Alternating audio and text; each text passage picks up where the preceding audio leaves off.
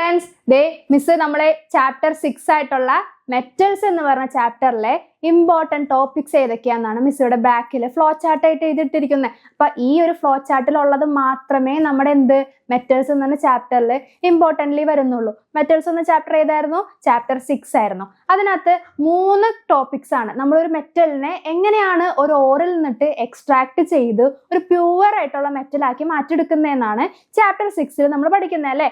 അപ്പോൾ നമുക്ക് മിനറൽസ് നിന്നിട്ട് നമ്മുടെ വേണ്ടുന്ന മെറ്റലിന്റെ കോൺസെൻട്രേഷൻ കൂടുതലുള്ള ഓറിനെ നമ്മൾ സെലക്ട് ചെയ്യും. അതിനാദ്യം എന്ത് ചെയ്യും? ആ ഓറിന്റെ കണ്ടന്റ് നമ്മൾ കോൺസെൻട്രേഷൻ ചെയ്യും അല്ലെ. ഓറിന്റെ കണ്ടന്റ് മാത്രം നമ്മൾ അതിനകത്ത് കോൺസെൻട്രേഷൻ ചെയ്ത് കൂട്ടിയെടുക്കും. നെക്സ്റ്റ് നമ്മൾ എന്ത് ചെയ്യും? ഈ കോൺസെൻട്രേറ്റ് ചെയ്തെടുത്ത ഓറിൽ നിന്നിട്ട് നമുക്ക് മെറ്റലിനെ സെപ്പറേറ്റ് ചെയ്യണം അല്ലെ. ഈ കോൺസെൻട്രേഷൻ ചെയ്തെടുത്ത ഓറിൽ നമ്മൾ എന്ത് ചെയ്യണം? മെറ്റലിനെ സെപ്പറേറ്റ് ചെയ്യണം. അതിനെന്ത് ചെയ്യണം? അതിൽ 2 ടെക്നിക്ക് ഉണ്ടല്ലേ. ഏതൊക്കെയാ നോക്കിക്കേ. നമ്മുടെ ഓറിനെ ആദ്യം ഓക്സൈഡ് ആയിട്ട് മാറ്റണം. ഓക്സൈഡ് ആയിട്ട് മാറ്റണമെങ്കിൽ അതിലും 2 ടെക്നിക്ക് ഉണ്ട്. ഏതൊക്കെയായിരുന്നു?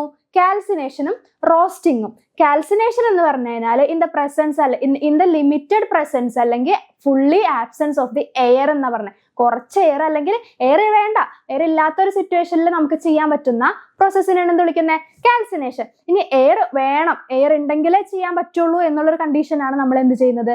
റോസ്റ്റിംഗ് ചെയ്യുന്നത്. അപ്പൊ ഓറിനെ ഓക്സൈഡ് ആക്കി മാറ്റുന്നത് 2 ടെക്നിക്ക് വഴിയാണ്, കാൽസിനേഷനും റോസ്റ്റിങ്ങും. ദെൻ ഇത് നമ്മൾ എന്ത് ചെയ്തു? ഓക്സൈഡ് ആക്കി മാറ്റി വെച്ചിട്ടുണ്ട്. ഇതിന് നമ്മൾ എന്ത് ചെയ്യണം? ഈ ഉണ്ടാക്കിയ ഓക്സൈഡിൽ നിന്ന് ഓക്സിജൻ നമ്മൾ റിമൂവ് ചെയ്യണം, റിഡക്ഷൻ ചെയ്യണം അല്ലെ. ഒപ്പം ഓക്സൈഡിനെ നമ്മൾ എന്ത് ചെയ്യണം? റിഡക്ഷൻ എന്ന് പറഞ്ഞ പ്രോസസ്സിലേക്ക് കൺവേർട്ട് ചെയ്യണം.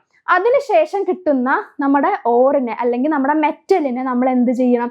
റിഫൈനിങ് പ്രോസസ്സ് ചെയ്യണം. ഇപ്പൊ അതിനകത്ത് ഇനിയും ഇമ്പ്യൂരിറ്റീസ് കുറച്ച് പെർസെൻറ്റേജ് ബാക്കിയുണ്ടാവും. അപ്പൊ ആ പെർസെൻറ്റേജ് ഓഫ് ഇമ്പ്യൂരിറ്റീസിനെ ഒന്നും കൂടി കംപ്ലീറ്റ്ലി മാറ്റി പ്യുവർ ആയിട്ടുള്ള നല്ല സുന്ദര കുട്ടപ്പനായിട്ടുള്ള മെറ്റൽസ് ആക്കി മാറ്റിയെടുക്കുന്ന പ്രോസസ്സാണ് എന്ത്? നമ്മുടെ റിഫൈനിങ് ഓഫ് ഓർ. അപ്പൊ ഈ ടെക്നിക്സ് മാത്രമാണ് നമ്മുടെ മെറ്റൽസ് എന്ന് പറഞ്ഞ ചാപ്റ്ററിൽ ഒരു മെറ്റലിനെ എക്സ്ട്രാക്ട് ചെയ്തെടുക്കുന്ന പ്രോസസ്സിൽ വരുന്നത്. ഓക്കെ ആണല്ലോ.